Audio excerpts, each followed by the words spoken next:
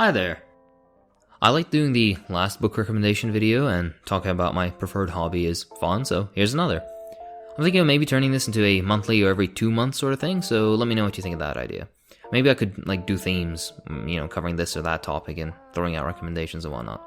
Anyways, of course, I'll timestamp this video, so if you want to jump to a particular book, then just take a look in the description box or the pinned comment. So yeah, let's get started. The first book is Liberalism, A Counterhistory by Domenico Lacerda. This book is an absolute masterpiece, and Lacerda does an amazing job systematically showing how hypocritical liberalism really is. From its very inception, despite its proclamations of liberty and fraternity, its foundations and the institutions it would build atop of them were rotten to the core. Justifications of slavery, the rampant spread of colonialism, discriminatory racism, and outright genocide.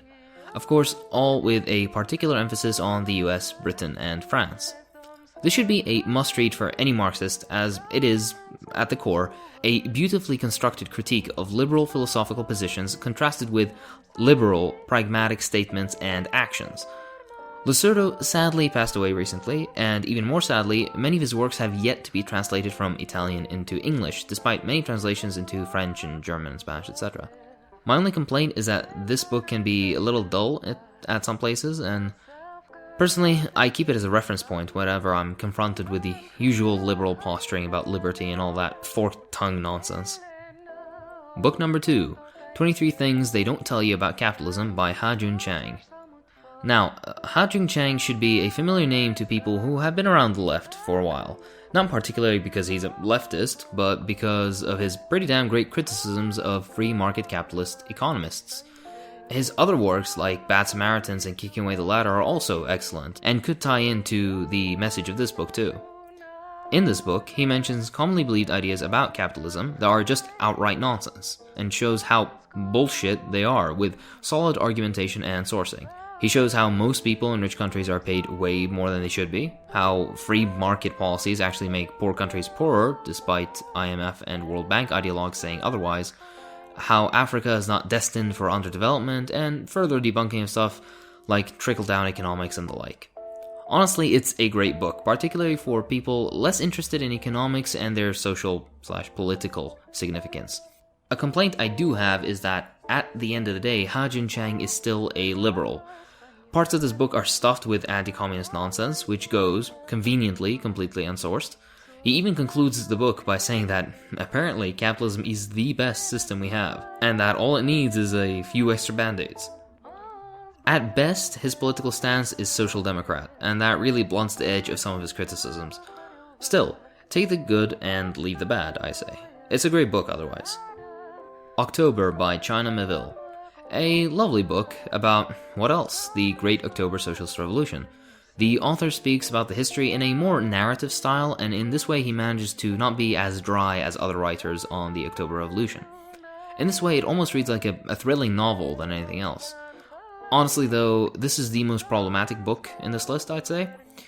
Although great for its factual information and flow, the author is a pathetic excuse for a Marxist. He swallows bourgeois lies whole and never skips an opportunity to villainize the USSR. All of this, of course, to appeal to the sensibilities of a liberal audience. I assume that this was the only way he could get it published, and if that really is the case, then shame on Verso. But I'd say read this only after you have a solid grasp of the history of the October Revolution and the USSR, and are especially aware of the fallacies of the bourgeois narrative. Thankfully, his telling of the events during the revolution are objective enough, and his style entertaining enough, so do check the book out. Kill Anything That Moves by Nick Turse. A book that I put off reading for a while, and then immediately regretted not having read earlier. This is simply a great introduction into the horrific war crimes committed by the US in Vietnam. I was always aware that the US did horrible, horrible things everywhere they went, and especially in Southeast Asia, but I had no idea it was this bad. Some of the stories told defy American soldiers qualifying as beasts, let alone human beings. The sheer hatred and lack of empathy towards a people that did nothing to them is not only sickening, it's eye-opening. It shows the true nature of the empire, and what it will do, or more accurately, what it wouldn't not do, towards its aims. As an Iraqi, the things elucidated in this book resonate with me further because The Americans didn't shy away from doing similar things in my own country, the difference being there wasn't a massive anti-war movement against the US occupation of Iraq, and hence American war crimes in Iraq are badly documented in English. Read this, especially if you're American, you need to read this. See what your government really stands for. Blitzed by Norman Ohler. As the tagline says, drugs in Nazi Germany. Although it seems a little specific, I like this book and would recommend it because it shows the absolute hypocrisy of Nazis, especially at the top level, Hitler and Göring, etc. For all their posturing about degeneracy and fighting for a pure, clean, Aryan way of life, they were morally bankrupt. Surprise, surprise. Drugs are what kept Nazi Germany going, all the way from housewives to soldiers to the very top of the government. The piece of shit himself, Hitler, was a massive addict, with quite the list of drugs he took in order to relieve pain. It's all too clear that these upstanding Aryan examples were the same as the addicts they condemned. Why would I recommend this book then? Well, as you may be aware, fashy, edgy types are springing up on small corners of the internet, fueled by a complete lack of understanding of political thought, philosophy, or political economy. Their heads filled with a skewed perception of history, a fondness of aesthetics over actual content, and the old favorite of the far right, condemnations of degeneracy.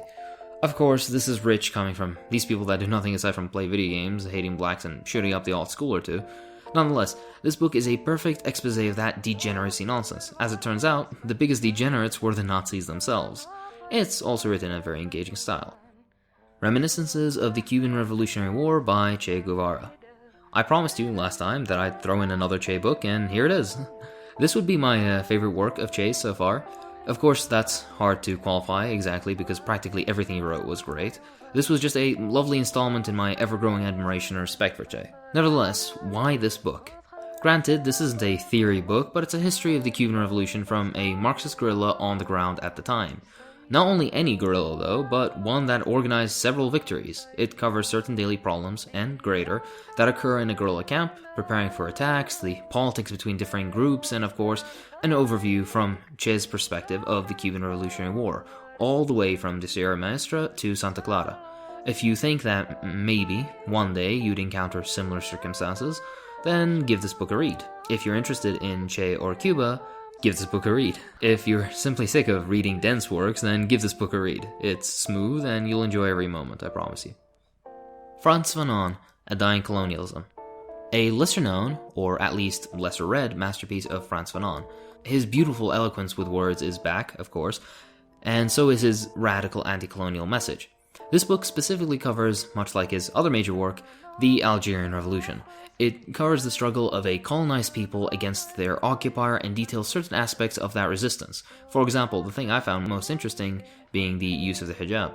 This is the reason I love this work, actually. It details the disgusting sexual aspects of colonialism, particularly the attitude of the colonizer to the colonized woman. Of course, French brutality shows ever clearly in this work, as it always does through their actions.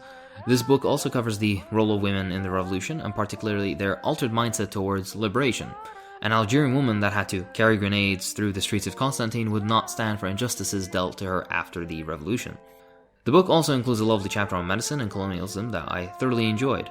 I'd say that this should be read in conjunction with Frantz Fanon's other major works, being The Wretched of the Earth and Black Skin, White Masks. It's a shame that one full volume of Frantz Fanon's work hasn't been compiled yet, at least in the English language, or maybe I'm just unaware of such compilation. And that's it for this time. Maybe get a few of these for Easter if you celebrate it. If you enjoyed this video, then please consider supporting me on Patreon, it really does help. I was originally planning to add a couple more books, but I did that last time and I thought that there were a bit too many books last time, so maybe keep it a bit short and sweet.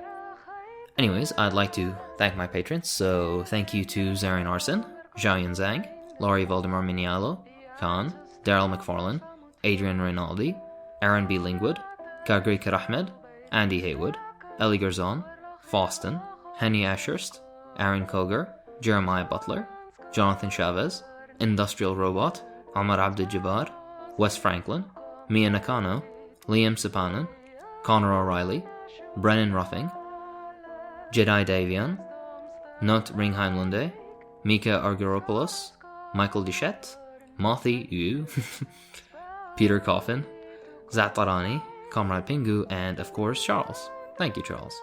that'll be all for today, and I'll see you next time. It will be the 2 videos on further debunking race realism, that being the usual arguments that race realists bring up, and the final video being the consequences of such ideas. So look forward to those.